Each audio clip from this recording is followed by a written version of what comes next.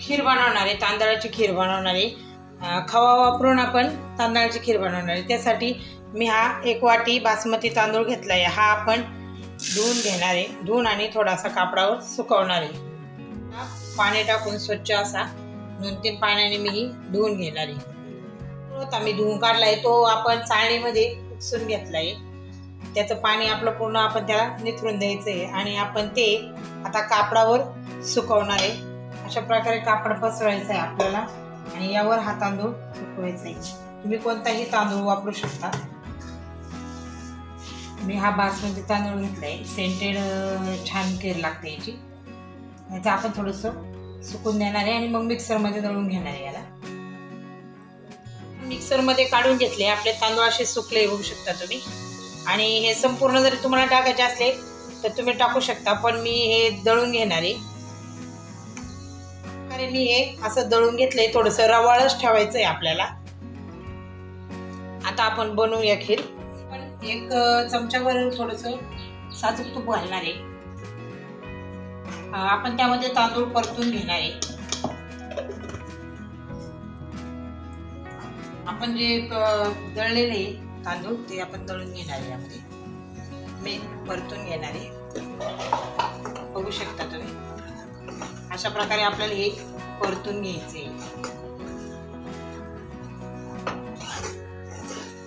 जेणेकरून त्याच्या गिरगुळ्या पण होत नाही, म्हणून आपल्याला असं थोडंसं तुपामध्ये परतून घ्यायचे.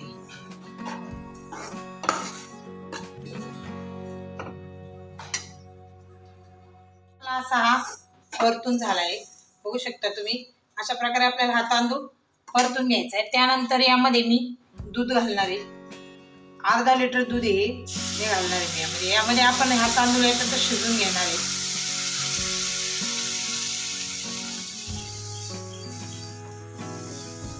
बघू शकता आपली एक सुद्धा गेठुळी ही झालेली नाही. हे बघा कसा मोकळा आणि सुटसुटीत झाले. एक सुद्धा आपली तांदळाची गेठुळी झाली नाही. मी थंडच दूध टाकलेलं आहे. आता आपण हे थंडच दूध चांगलं त्यामध्ये मिक्स करून घेतलंय. बघू शकता एक सुद्धा गेठुळी झालेली आहे. आता ह्या तांदूळ आपण शिजून घेणार आहे. सारखं आपल्याला हलवत राहायचं आहे, जेणेकरून आपला जो तांदूळ आहे तो खाली बसणार नाही, नाहीतर तो डागण्याची शक्यता असते. त्यामुळे आपण हा हलवत राहायचं आहे. आपण ही खवा टाकून खीर बनवणार. एकदम स्वादिष्ट अशी सुंदर अशी खीर बनणार आहे आपली. मीडियम वरच करून घ्यायचं आहे आपल्याला हे. हा दुसऱ्या साईडने कमी गॅसवर मी ठेवून देते. आपण आता खवा गरम करून घेणार आहे. यामध्ये आता आपण खवा गरम करून घ्यायचा आहे. थोडासा गरम करून घ्यायचा आणि गॅस कमी करून मग आपण खवा परतवणार आहे. या पॅन मध्ये मी थोडंसं तूप घालणार आहे. थोडं घालायचं आहे आपल्याला. आणि हा जो खवा आहे हा मी वाटीवर घेतलाय. आम्ही यामध्ये गरम करून घेणार आहे. चांगला असा फोडून घ्यायचा आहे. खाली लावून द्यायचा नाही आहे आपल्याला. कमी गॅसवरच करायचा आहे तो.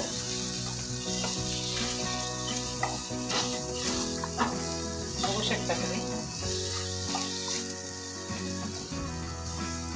शकता आपण अशा प्रकारे या खवा झालाय आपला असा.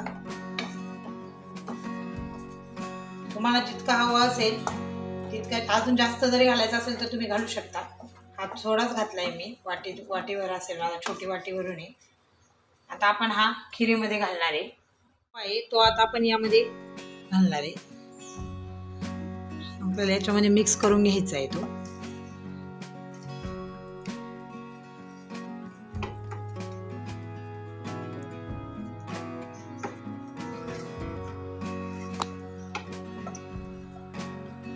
आपल्याला यामध्ये चांगला मिक्स करून घ्यायचा आहे. आपले तांदूळ हे शिजलेलीच आहेत. बघू शकता तुम्ही कसं झालंय. आपले घट्टपणा पण आला आहे खिरीला. एक अर्धा तासाची लागतो आपल्याला ही खीर बनवायला. चांगली शिजवायची असेल तर ती छान शिजवून मग तिला वेळच लागतो. अशा प्रकारे आपण हे हलवून घेणार आहे. आता यामध्ये तुम्ही जास्त पाणी टाकू शकता किंवा दूधसुद्धा टाकू शकता, पण दूध टाकलं तर एकदमच योग्य आहे. आपल्याला एखाद्या सणाला वगैरे करायचे असेल तर छान अशी ही खीर होते, किंवा पाहुणे आल्यानंतर सुद्धा आपण ही खीर बनवू शकतो. छान अशी झाली आपली, बघू शकता तुम्ही. आपली एक सुद्धा अशी गेठुळी झालेली नाही आहे तांदळाची. त्यासाठी आपण हे तांदूळ हे परतूनच घ्यायचे आणि दूधसुद्धा आपण गारच घालायचे. गरम घातलं की तिचे गेठुळे होतात आणि खीर तिची गेठुळे फोडण्यामध्ये खूप वेळ जातो आपला. बघू शकता तुम्ही कशी झाली आपली, छान अशी कन्सिस्टन्सी झाली त्याची.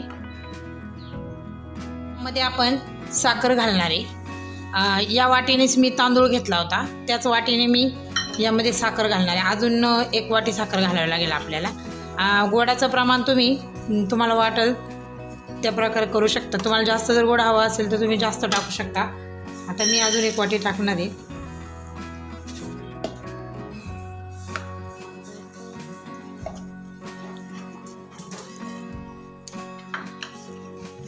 थोडंसं मी साईडला काढलायचे, 1-2 वाटी घातल्याचे.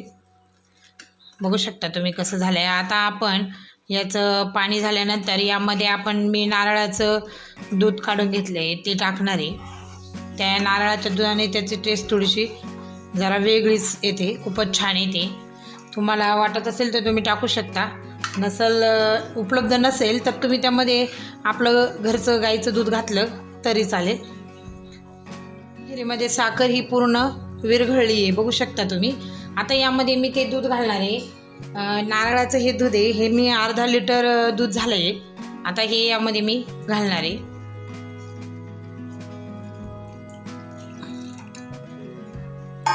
आपण हे आता पुन्हा मिक्स करून घेणार आहे आणि चांगली अशी उकळी फुटून देणार आहे.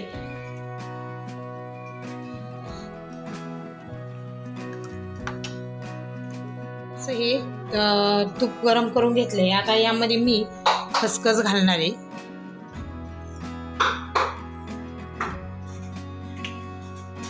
दोन चमचे तूप घेतलंय मी. आपली खसखस कशी अशी वर आली आहे, चांगली गरम झाली आहे, तळली आहे चांगली त्यामध्ये. आता यामध्ये मी काजू आणि बदाम हे सुद्धा टाकून घेणार आहे, जेणेकरून ते सुद्धा गरम होतील. आणि हा पिस्ता आहे तो पण घालणार आहे. आपल्या खिरीला सुद्धा उकळी आली आहे. आता आपण हे ह्याच्यामध्ये घालून घेणार आहे. बघू शकता तुम्ही किती छान असे आपली खीर छान दिसते. आता यामध्ये आपण हे मनुके सुद्धा घालून घेणार आहे आणि वेलची पावडर ही घालणार आहे. यामध्ये तुम्ही पाण्याचं प्रमाण कमी जास्त करू शकता. ही थंड झाल्यानंतर अजून घट्ट होऊ शकते, त्यामुळे तुम्ही यामध्ये अजून पाणी तुम्हाला वाटत असेल तर कमी जास्त करू शकता. आणि साखरेचं प्रमाणसुद्धा तुम्ही कमी जास्त करू शकता. मी जरा साखर थोडीशी जास्तच घातली आहे. तुम्हाला जर कमी असं वाटत असेल तर तुम्ही कमी टाकू शकता. बघू शकता तुम्ही आपली ही संपूर्ण अशी खीर तयार झाली आहे. छान अशी उकळी फुटली आहे आपल्या खिरीला. आपली संपूर्ण अशी ही खीर तयार झाली आहे. तुमच्या मुलांना जर काजू बदामाचे असे काप आवडत नसेल तर तुम्ही ती दळून घातली तरी चालेल. आपण आता ही वाटीमध्ये सर्व करणार आहे. आपली संपूर्ण खीर तयार झाली आहे. आता आपण यामध्ये थोडेसे मी गार्निश म्हणून वरून थोडीशी मनुकी घालते. ती आपल्या खिरीमध्ये गेल्यामुळे ती दिसत नाही आहे. थोडासा पिस्ता वरून घातला आहे. अशा प्रकारे तुम्ही ही खीर बनवू शकता. तुम्ही याची रेसिपी एकदा ट्राय करून बघा. आपली ही खवा वापरून खीर तयार झाली आहे. खवा आणि नारळाचं दूध वापरून आपण छान अशी ही खीर तयार केली आहे. व्हिडिओ आवडल्यास लाईक करा, शेअर करा, सबस्क्राईब करा. व्हिडिओ बघितल्याबद्दल धन्यवाद.